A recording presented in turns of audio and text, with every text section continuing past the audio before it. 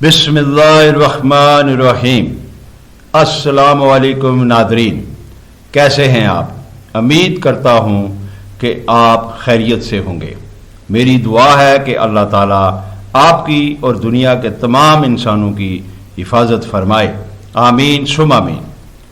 میں CH سدال، آپ دیکھ رہے ہیں CH voice official YouTube channel. ناظرین، پہلی جنگ عظیم کے حوالے سے میں نے 3 عدد ویڈیو آپ کی خدمت میں رکھ چکا ہوں، part number 1، part number 2، part number 3۔ اب اسی سلسلے کو آگے بڑھاتے ہوئے پارٹ نمبر 4 آپ کی خدمت میں رکھنے جا رہا ہوں، جو آپ کو یقیناً پسند آئے گا۔ شکریہ۔ Number 7، religious integration. اس وقت یورپ کے تمام ملکوں میں مذہبی تبدیلی آئی اور لوگوں میں جوش و خروش بڑھنے لگا۔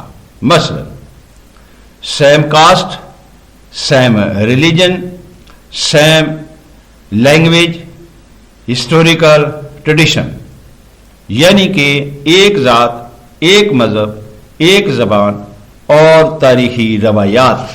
یورپ کے تمام شہنشاہ اور عوام یہ سوچ رہے تھے کہ تاریخی روایت سے اگر جڑ کر رہیں اور کام کریں تو ہماری دنیا میں پہچان بنے گی اور ہماری عزت ہوگی۔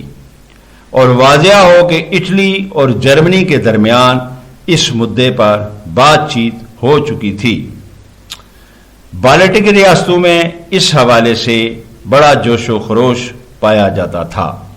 بالٹک ریاستیں چونکہ ٹرکی اوٹومن پاور کے پاس تھی، لیکن 1914 سے پہلے اوٹومن پاور کافی کمزور ہو چکی تھی، اس لیے بالٹک ریاستوں میں اوٹومن پاور سے آزادی کی مانگ بڑھنے لگی۔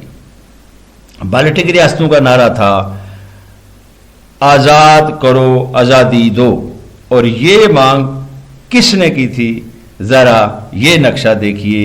ٹرکی اور آسٹریا ہنگری شہنشاہیت میں زیادہ تر غلام لوگ رہا کرتے تھے۔ ان غلام لوگوں کا تعلق سرب نسل سے تھا اور یہ غلام لوگ اپنے الگ ملک کی مانگ کر رہے تھے۔ اب روس کا یہاں یہ ماننا تھا کہ آزاد ہونے کے بعد یہ غلام لوگ روس کے زیادہ نزدیک ہو جائیں گے۔ اب روس نے ڈائریکٹ ان غلام لوگوں کی مدد کرنی شروع کر دی، لہذا روس کے اس قدم سے آسٹریا ہنگری کے درمیان کڑواہٹ پیدا ہو گئی اور اسی طرح سرب اور جرمن کے درمیان جھڑپیں ہوتی رہیں، جس میں سرب، چیک اور پول نسل کے لوگ شامل تھے اور یہ لوگ بھی آزادی کی مانگ کر رہے تھے، اس لیے یورپ میں آزادی کی مانگ بڑھنے لگی۔ ناظرین، پہلی جنگ عظیم کا یہ بھی ایک سبب تھا۔ Number 8، inflammatory publicity by news papers, یعنی کہ اخبارات کی طرف سے اشتعال انگیز تشہیر۔ جیسے آج کل الیکٹرانک میڈیا کے ذریعے لوگوں کو بھڑکایا جاتا ہے، اسی طرح پہلی جنگ عظیم میں یہ کام سیاستدان، فلسفی اور لکھاری بڑی مہارت سے کرتے تھے۔ ناظرین، یورپ کا دنیا کے ایک بڑے حصے پر قبضہ تھا۔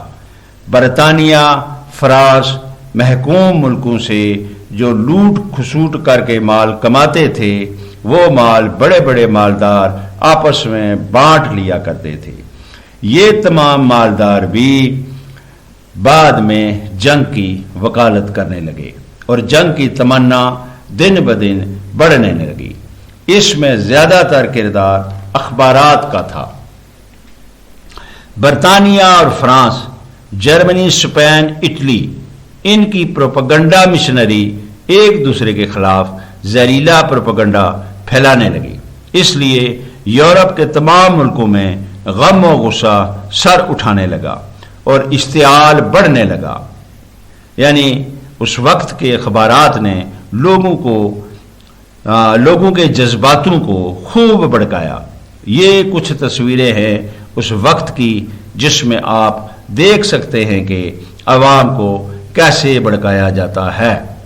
نمبر 9،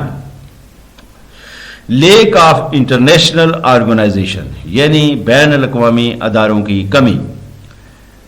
جیسے جنگ عظیم دوئم کے بعد لیگ آف نیشن بنائی گئی تھی، لیکن یہ لیگ بھی دوسری جنگ عظیم نہ روک سکی۔ لیگ آف نیشن پہلی جنگ عظیم میں نہیں تھی جو ملکوں کو اکٹھا کر کے ان کے مسائل سن کر ملکوں کے درمیان مسئلوں کا حل کروائے، لیکن جنگ عظیم دوئم میں تو یہ رانی صاحبہ موجود تھیں، پھر بھی جنگ ہوئی کیوں؟ میرا یہ سوال خود سے ہے۔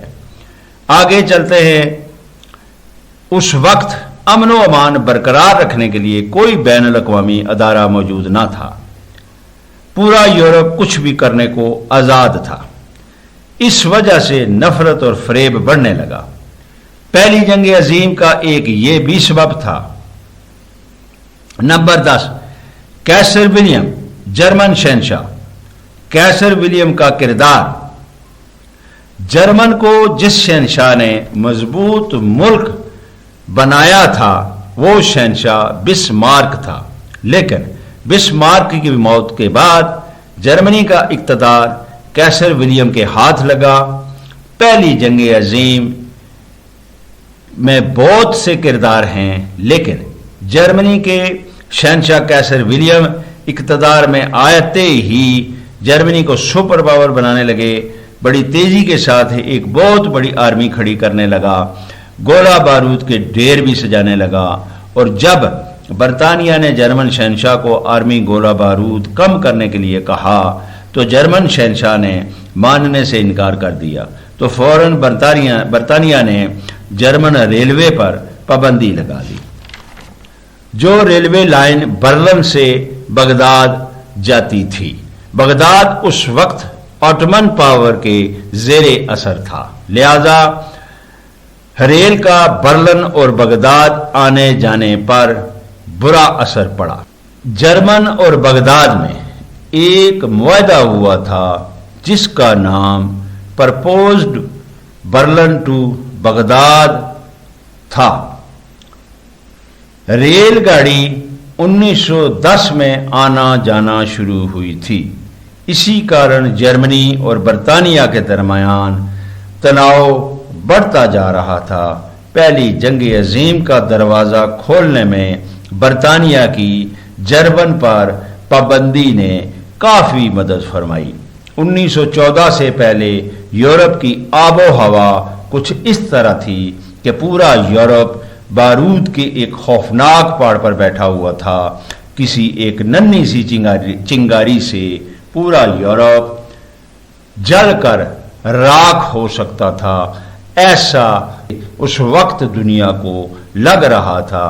اب آتے ہیں اس چنگاری کی طرف جس کی نشاندہی میں نے پارٹ نمبر 1 میں کی تھی۔